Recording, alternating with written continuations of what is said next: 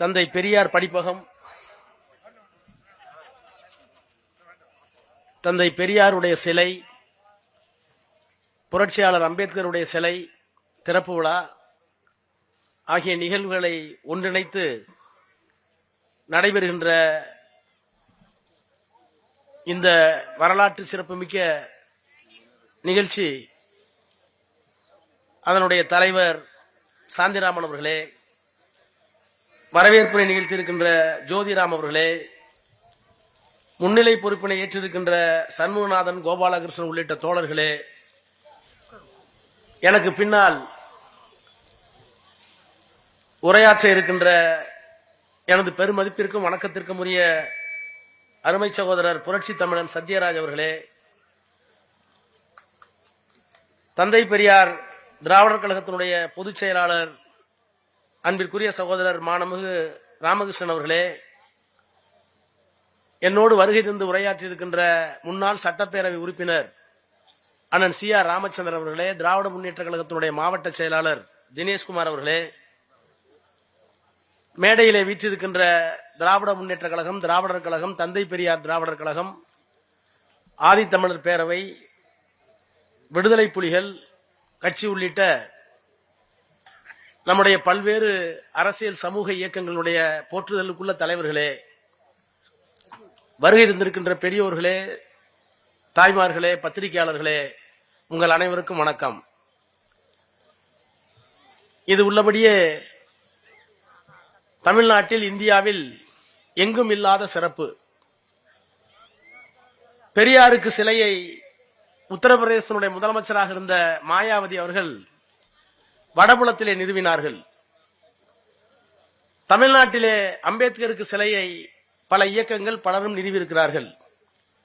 ஆனால் உத்தரப்பிரதேசத்தில் பெரியாருக்கும் அம்பேத்கருக்கும் ஒரே இடத்தில் சிலை இல்லை. தமிழ்நாட்டிலும் பெரியாருக்கும் அம்பேத்கருக்கும் ஒரே இடத்தில் சிலை இல்லை. சிலை வைப்பது என்றாலே அதுல எவ்வளவு சிரமங்கள் இருக்கிறது என்று, சட்ட சிக்கல் இருக்கிறது என்பதெல்லாம் உங்களுக்கு தெரியும். என்றாலும் கூட அந்த முதல் பெருமையை இந்த கிராமம் பெற்றிருக்கிறது, இந்த ஊரிலே இருக்கின்ற இளைஞர்கள் பெற்றிருக்கிறார்கள் என்கின்ற அந்த பெருமிதத்தை உங்களோடு சேர்ந்து நானும் பங்கிட்டுக் கொள்கிறேன். அதற்காக பணியாற்றிய அத்துணை தோழர்களுக்கும் தம்பிமார்களுக்கும் என்னுடைய இதயபூர்வமான வாழ்த்துக்களை, வணக்கத்தை தெரிவித்துக் கொள்கின்றேன். நம்முடைய ராமகிருஷ்ணன் அவர்கள் இங்கே ஒரு நீண்ட உரையை ஆற்றினார்.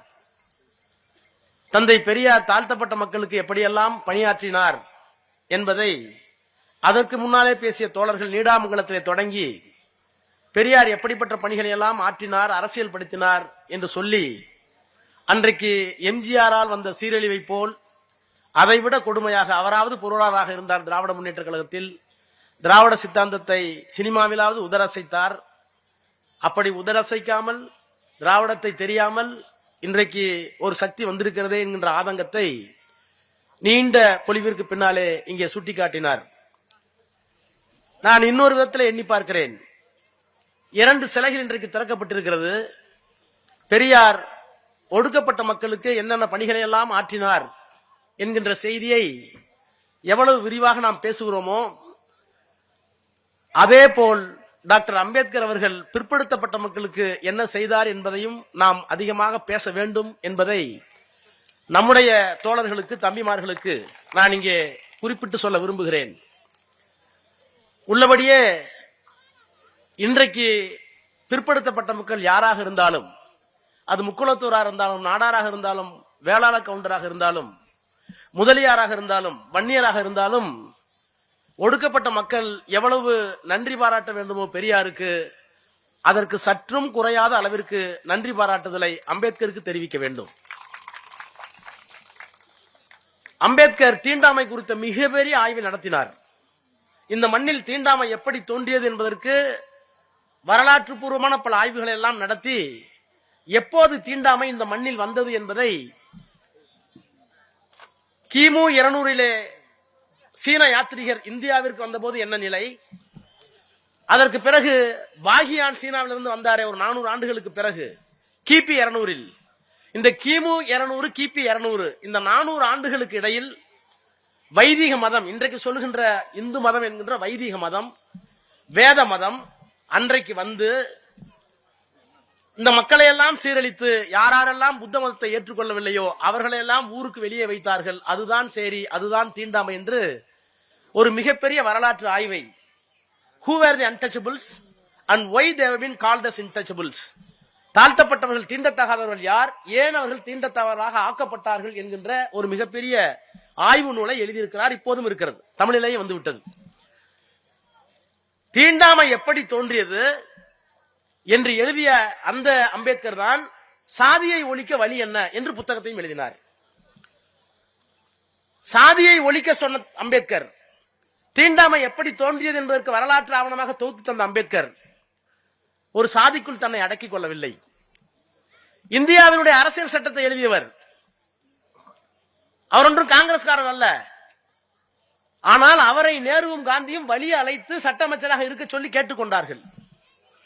அப்படி கேட்டுக்கொண்ட நேரத்தில் அவர் என்னுடைய அடையாளத்தை நான் விட்டுக் கொடுக்க மாட்டேன், என்னுடைய சுயமரியாதை, எனக்கு இருக்கிற அடையாளத்தை, என்னுடைய சிந்தனையை உங்களுக்காக நான் மாற்றிக்கொள்ள மாட்டேன், இதற்கு நீங்கள் ஒப்புக்கொண்டால் நான் அமைச்சராக வருகிறேன் என்று சொல்லிவிட்டு போனவர் அரசியல் சட்டத்தை எழுதி முடித்து இன்றைக்கு நாம் எல்லோரும் சொல்லிக் கொண்டிருக்கிறோமே, மோடி ஆண்டு கொண்டிருக்கிற இந்த 12 ஆண்டு காலத்தில் என்னென்ன போராட்டம், எல்லா போராட்டத்தையும் தாண்டி ஒரே போராட்டம் தான், அரசியல் சட்டத்தை காப்போம், சேவ் தி கான்ஸ்டிடியூஷன்.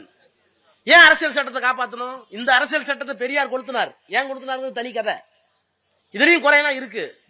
ஆனால் இன்றைக்கு இந்துத்துவா என்ற சக்தி, சாதிய மதவாத சக்திகள் வந்து போது நம்மை காப்பாற்றுகின்ற ஒரே ஒரு ஆயுதம் அரசியல் சட்டம் தான்.